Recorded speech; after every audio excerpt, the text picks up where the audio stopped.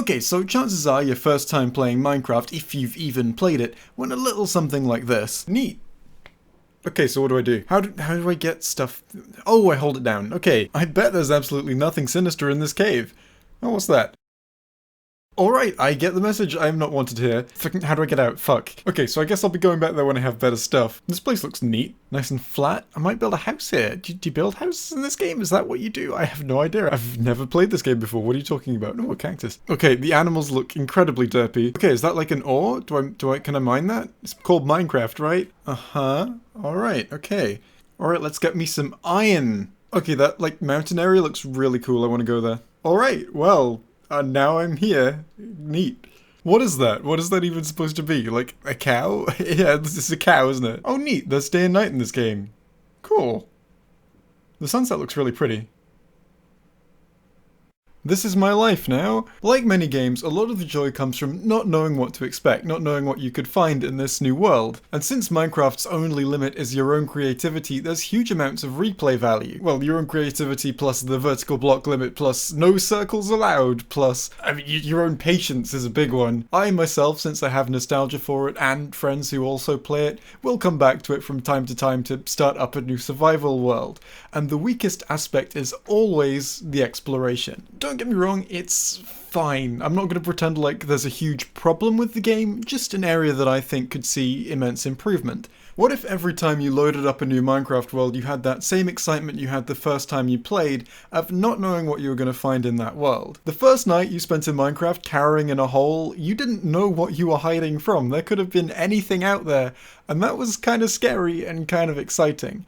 Now you know it's creepers, zombies, spiders, skeletons, witches, endermen, so on. Just like when you mine, you know exactly what ores you might find. When you go exploring new terrain, you're like, ha, that's a swamp. And once you've seen one swamp, you've kind of seen all of the swamps. The game has a finite amount of content.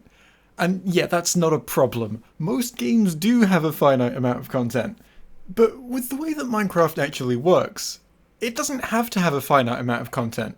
It could literally have infinite features. And I'm going to show you how. Introducing Ig.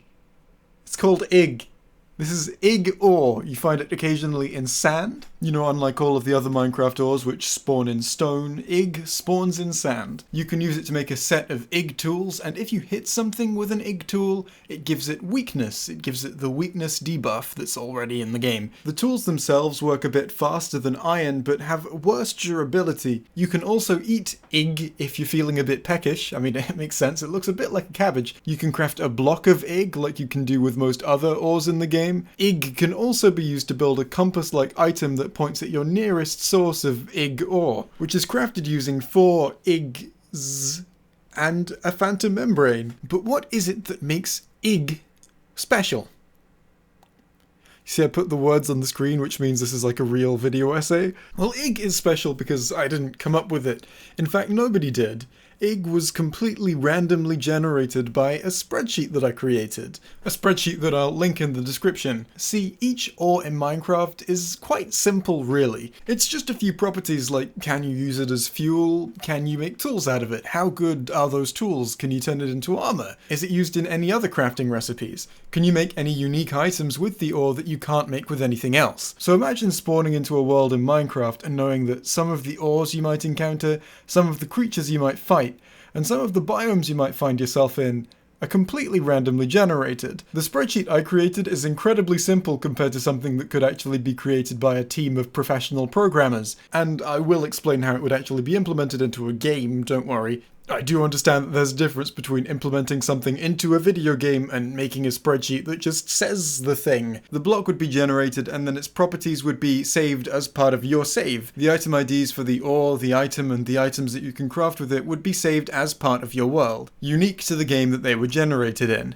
The appearance of different ores would be similar to the way that the appearance of grass and trees in different biomes work. The actual textures for grass and leaves in the game are in grayscale, the colour being added afterwards by a shader. This is why the same block will appear slightly different colours depending on where you are in your world. So if you were to add 16 grayscale ore textures that can be added on top of whatever substance they spawn in, usually it's stone, which isn't even a particularly high number, you would already have a practically inexhaustible supply of possible textures that can be generated for your ores by the generator, which is how my spreadsheet works already. It takes an existing ore and says, but it's this color. For example, Ig was lapis, but in sand, and a particular shade of green. The texture for the mined version of the ore, the item that you get in your inventory, was nether quartz, but again, the same shade of green. Even the unique items that can be crafted with the original ores that you can find don't actually add any new mechanics into the game, they just make existing mechanics interact in new ways. For example, if you crafted an Ig sword, if you used it on enemies it would give them the weakness debuff.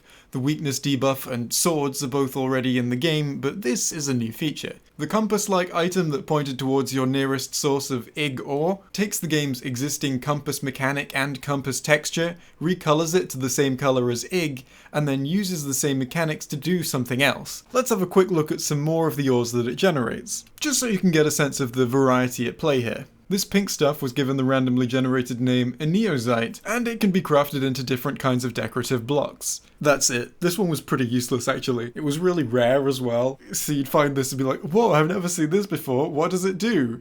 Oh, not much. Cool. Here's an ore called Ibuyo which you can eat to gain health, and craft into a unique tool that makes wool explode when you mine it, which could be immensely useful for mining and the like. Now also consider you've got something that can generate unique items in the game, and you could totally give completely unique items like these as rewards in dungeon chests or mineshaft chests, or as high roll drops from mobs, or even as incredibly rare loot from a fishing rod, and you never know what these items you could find might do. Maybe you find something that gives you the levitation effect while you're holding it. Maybe you find something that can summon fireballs at the cost of 10% of its durability, or a weapon that's useless against anything but zombies but insta-kills zombies. And I'm not just saying, wouldn't this be neat? I've linked an actual generator that makes completely unique Minecraft items in the description below, and all of these items were generated by that generator. In terms of textures for these items, we use the same solution that we used before. You have a few existing textures for the items that get recolored by the game. Let's say there are 100 in the game. Let's say there are 100 handles for the tools and 100 heads for the tools, and they get combined randomly into 10,000 possible unique tool combinations,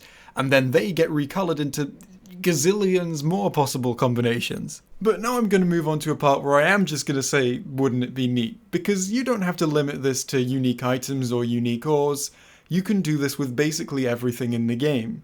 Unique biomes, unique mobs, unique spawning conditions for those mobs, unique types of tree that you can find in new biomes, made out of new kinds of wood and that drop saplings that let you grow more of those kinds of trees. The actual properties that make biomes and mobs and kinds of wood are simple enough to sort of randomize, so let's do it. Let's make a Minecraft where you can cower in that hole and not know what you're hiding from. If you've played as much Minecraft as I have, too much, you'll recognize that this terrain doesn't fit in any one specific Minecraft biome. That if you loaded up a new Minecraft world, you wouldn't see anything like any of these. You'd see one of a few very specific preset biomes. Oh look, the swamp. The current system is functional, but it's not exciting. You can't find anything that you wouldn't really expect. So how do you implement all of this random stuff without overwhelming the game that already exists? Random mobs and random ores and random items are cool and all, but you don't want to replace your iron, your diamonds, your coal. You don't want to get rid of your zombies, your skeletons, your creepers. These things have been staples of the game since very early on in its development, so you don't want to add so much content that they become irrelevant to the game, and adding infinite content, yeah, there's kind of a risk that that might happen. So how do you implement this kind of stuff into the game without overwhelming what's in the game already?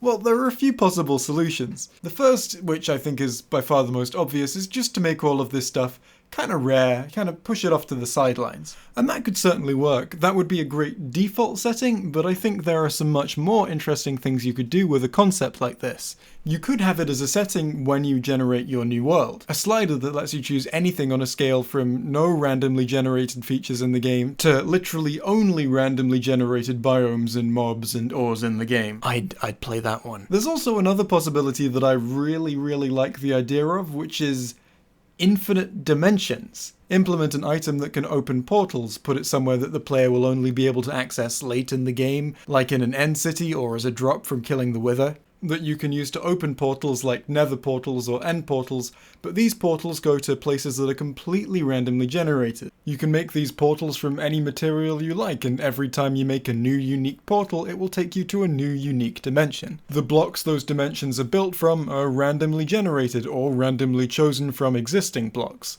The rules by which the terrain is generated, again, randomized. The mobs that might spawn there, randomly generated or randomly chosen from existing mobs. Can you get trees there? I don't know, it's random. Can you get giant mushrooms there? I don't know, it's random. Can you find an orange glowing rock called Blorf Stone that kills you when you touch it? I don't know, it's random. And isn't that exciting? Now to that you might say, no, I don't think that's exciting, and I can't blame you, it's a pretty niche idea. It's also quite an ambitious idea, but it's certainly not an impossible one. Also, this is very important, not entirely related. Please remove the auto jump feature. Thank you. But thanks for coming to my TED Talk. If you want to check out the spreadsheet that generates random unique ores and unique items, then the link is in the description. If you do want to use it though, I should let you know that there's a bug in Google Sheets that breaks the randomizers if too many people are viewing the same document at once. So if a few people are looking at the spreadsheet and it's not working properly, your solution is to make a copy of the spreadsheet. That's File, make a copy, and then you'll have your own copy that you can actually edit if you want to. That's it. Let me know what you thought of this. It is a bit different from my usual style, although I find recently I've been saying that after like maybe a third of the videos I've ended up making, so it's an experimental time for me. And goodbye.